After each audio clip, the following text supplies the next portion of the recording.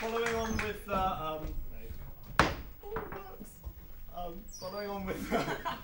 the surname alphabetical order, Fliss Cross. Would you like to come and charm us? No, you're not my favourite.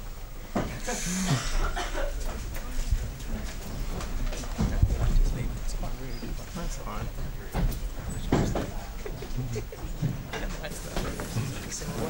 Okay, so good evening, Guild Council. I apologise for having all my notes with me, but I didn't want to sort of forget anything or miss anything out, so that's why I've got it here with me tonight. I don't want to take up too much of your time because it's been quite a long one already, but I thought I would share with you my perspective on the Guild after being a sabbatical officer for a year. And within this, I sort of want to discuss some of the problems that I think currently exist in the Guild and the challenges particularly that I think will affect my remit in the near future, before ending on a positive on how I think we can move forward to make the Guild a better place for everyone involved, and with a few thank yous along the way. So, to sum up this year, I would say it's probably been frustrating for a number of different reasons. And I think every single person in this room that I'm with now would say that at some point or other this year, they've been quite frustrated by things that have happened this year.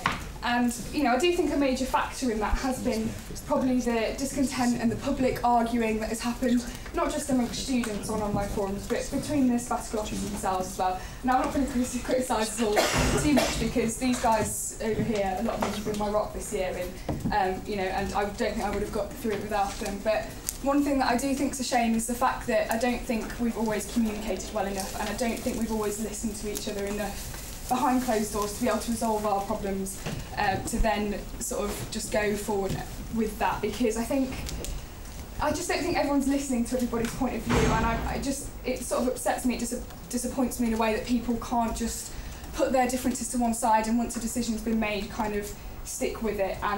But I think that's because those decisions haven't always been the most informed, because everybody hasn't sort of been taken into account on that.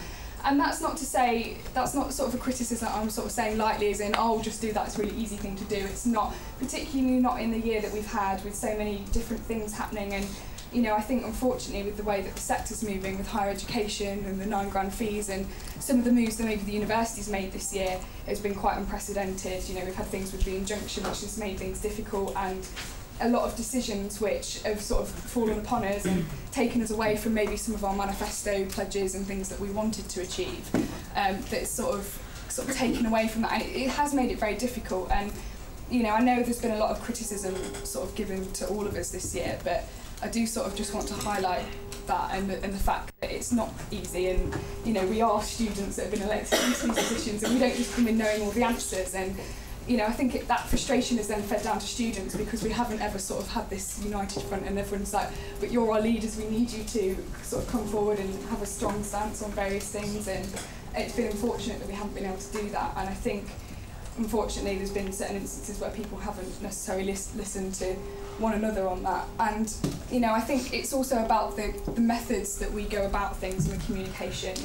And I will always stand here and defend talking with people that you have disagreements with first. I mean, particularly if you take the example of the university, there's been times where we've gone into meetings to try and resolve our differences, and then, you know, someone's gone in there and illegally recorded the meeting, which has completely undermined what we're there to do.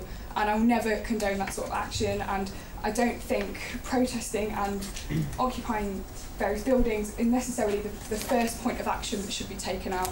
I think it's a very powerful response and a powerful stance for things to do, to say we are really angry about this, but if you haven't even tried to negotiate, you're weakening your argument. Because if you just go all guns blazing without having those conversations first of all, you don't know what concessions you might be able to get around that negotiation table.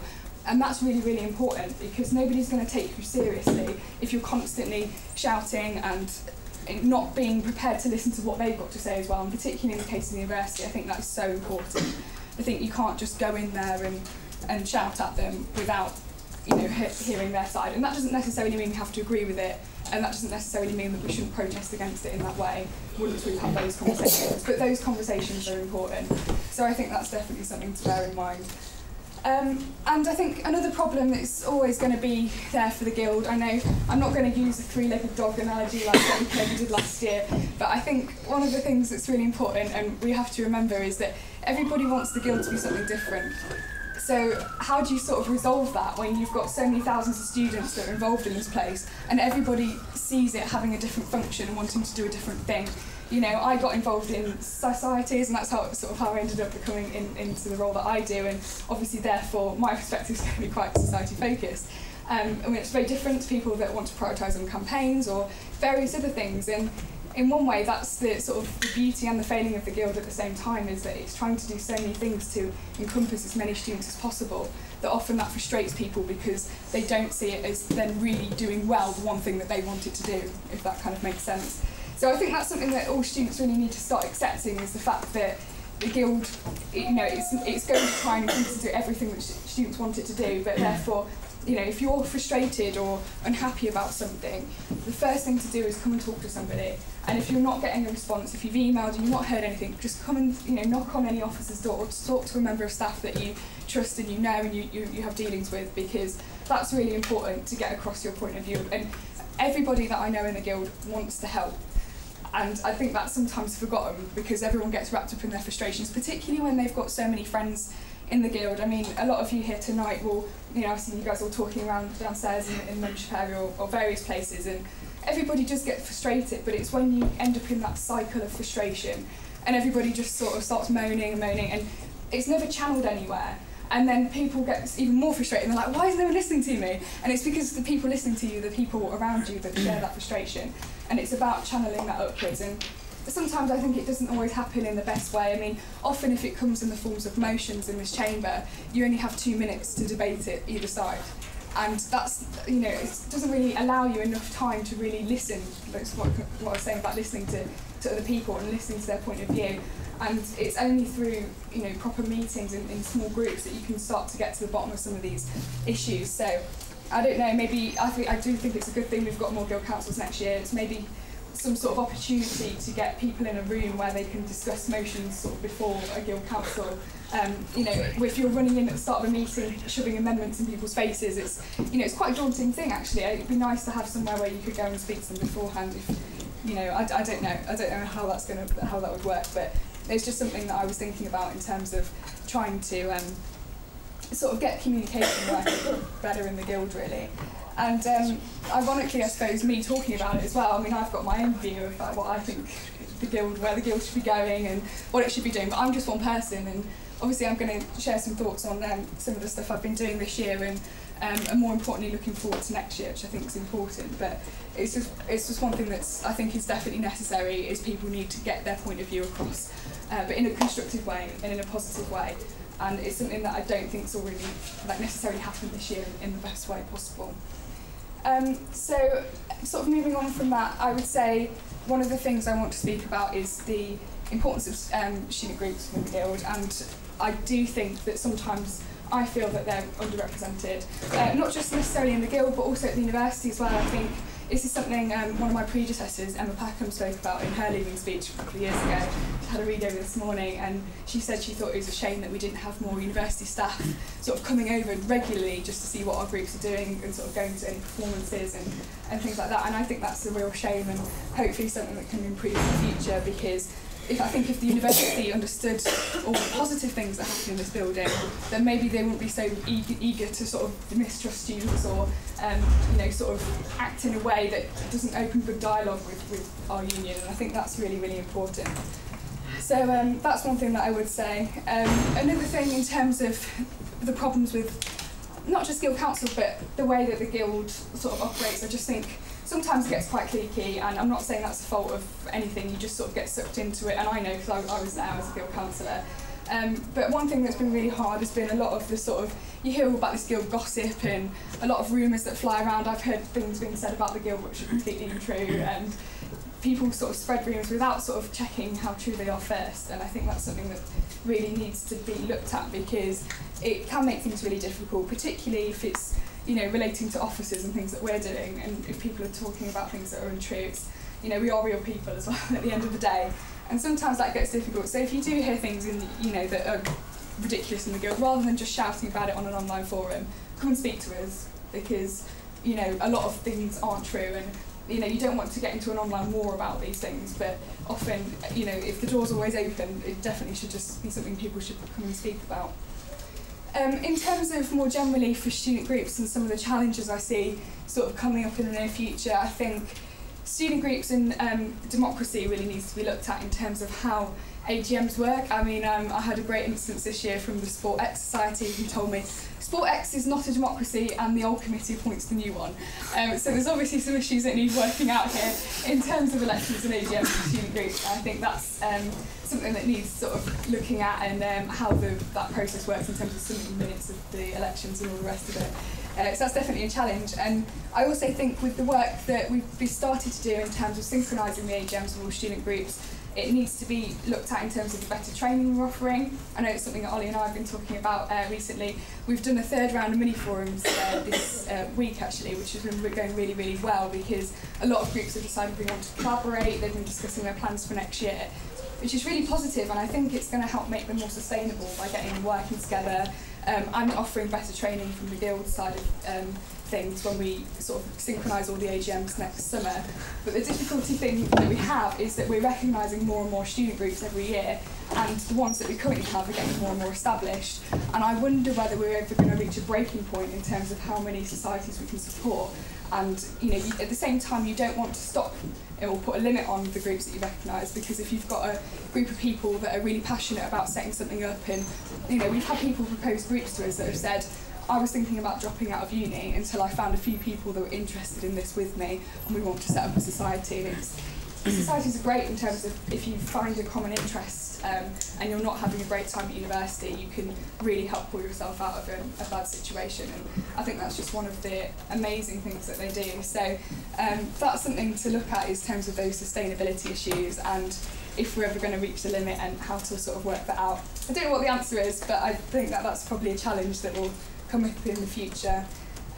Also, I think the other thing is, historically, we used to have a thing called standing societies, where we had certain societies that couldn't be de-recognised, that used to report into Guild Council, and then there was a move made to sort of make every society the same, and we didn't want to give societies special statuses or anything like that, which was, I think, the right thing to do. But equally, I think now we're at a point where the support we offer all of our groups is so very generic. We're not sort of supporting anybody properly, which hopefully some of this will be ironed out in some of the training. But I do think for some of our groups in particular, to highlight probably volunteering, I think volunteering projects need very different support to societies. Associations, it's not something I'm just saying tonight of the LGBTQ thing, I've got it on my list here, but I think associations is an area that's really kind of underrepresented and underexplored in terms of the support that we offer them. And I think that really needs to sort of be looked at in terms of the future, and how they're very different to societies in the training we offer. And also highlight the media groups, which we have a lot of them here tonight, but obviously they have a lot of equipment and technical difficulties. We're sort of working with them on a media strategy at the moment, but I think it's a real underused resource that can then support other societies and other sort of campaigns or messages that are in the Guild. I think that's something that can really be sort of tapped into, and I know that a lot of them are really keen to get on board with that. So I think that's the sort of the next step really, what needs to be looked at in terms of specific support to help develop our groups to the next level and sort of really make them at the heart of everything we do in the Guild. Finally, I sort of mentioned interfaith and some of the work I've been doing this year with faith societies. It's so important, and we had a fantastic event this year, which was the Around the World in 8 Faiths event, where we had 12 societies collaborating, which is probably the highest number I've heard of for a while, and I think that was absolutely brilliant. We've been working with a company called Campus Salam, who come in and really help support our faith societies, and I really hope that work can continue next year if we can get some funding, because that has been a real asset to the Guild in the help that they've offered. So that's something I also think definitely should continue. And I'd sort of just like to say best of luck to Ollie next year really, and in terms of some of the things I've said that are potential future problems, it's interesting to see the people that run for your positions tend to tap into the things that really need developing in the Guild. And I know volunteering and the recognition that all of our volunteers sort of deserve within the Guild is something Ollie wants to look at, and really excited about that, because I think that is an area that needs improving. And also the society involvement in Freshers Week as well, which we've started to do some work on already. So that's all really, really positive, and I'm sure it's going to get bigger and better for next year. So some real positives, I think, within that, but a few challenges, I think, to do with the remit that probably need working out during the way. And I think working with the Career Centre is also really important because they can offer training and help develop our committee members as well, and I think that's underused. Many of our society members go into careers relating to their society rather than degree, and the way that the Career Centre is structured, they just focus on degrees and giving those sort of job information out to relevant departments. So that's something that I really think is sort of key to continue in trying to tap into those people that have sort of sparked their career interest from their societies. I'd also like to say a special thank you to these guys over here, our sabbatical and non-sabbatical officers, who have been sort of a wealth of support for me this year. You guys all know how much you mean to me. You know, sneaky in the UK over there, breath of fresh air every time I go into the office. Tim, thank you so much for all your support. I think you've helped some of the problems that I have for society with your sports teams and really valued some of the conversations. Hugo, well, mine and Hugo's role often disagree, but yeah, I really think I've needed you this year, and thank you for being my voice of reason when I've needed it. And Mark, you've just come under so much fire and criticism this year, and you've handled it in the best possible way, and I just think that, you know, so how strong you are with dealing with all of this, and I've really, you know, valued your support. And to some of our non-sabbatical officers, you guys, like, I really need some girl time sometimes, so thank you so much for being there for me. Ed as well, I really admire your passion and energy for what it is that you believe in. So, you know, I just want to say some positives to all of you really. So, thank you for all your work. I have to mention the staff as well. You know, I've had so much support off of them this year, particularly the student development team, who are incredible. They've just really, really helped this year. You know, I think there's this misconception sometimes that the staff are sort of against what students want to do, which is nonsense in many ways. I think staff just, when I've been working with them, it's been really, really useful. You know, any ideas I've gone to, no one's ever said no. They've been really supportive, and it's just this complete misconception that I think needs to be worked on, because everybody's working towards the same goal. But like I said, it's just because everyone wants the guild to do something different where I think these issues have arisen. Also, I'd like to thank David Smith, who's my campaign manager. I forgot to thank him on results night last year, which I was like the most hated person for doing that. So even though he's not here tonight, I'd like to say a massive thank you to him for putting me here.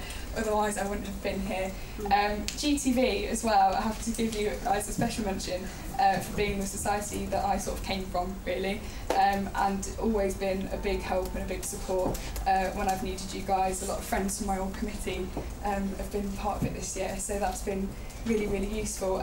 A lot of students and the people that I've worked with this year, that it's been an absolute pleasure, and you guys know who you are. If you don't, I'll definitely tell you before I go. I can see so many familiar faces, so I'm smiling at me right now, so I'm hoping that means it's a positive thing. And although this year has been incredibly challenging, it's, you know, it's something that I don't regret, and I wouldn't have changed for the world, because I've learnt so much. I hope I've made a positive difference for some of the societies in particular, and it's been really difficult. And I think some of the things I was talking about earlier in terms of some of the problems in the guild, if we can work on those, then the guild will be a much better place. And, you know, it's there, the foundations are there, everybody can change it, and that's what I want you guys to take away today. I don't want the enthusiasm to die, and having spoken to a lot of other student unions, you know, at their unions, you tend to find that a lot of SABs have the energy and the passion to run for 2 years and keep going, and it's something that, you know, I've just felt a bit worn down, I suppose, after this year. I definitely couldn't do it for 2. But it's something that I don't want that to ever die, and that's why I'm really excited about working with Ollie and the new officer team coming in, because as long as everybody's got fresh ideas and everyone's enthusiastic and the energy's there, then things can happen. There's been so many changes this year that have been positive.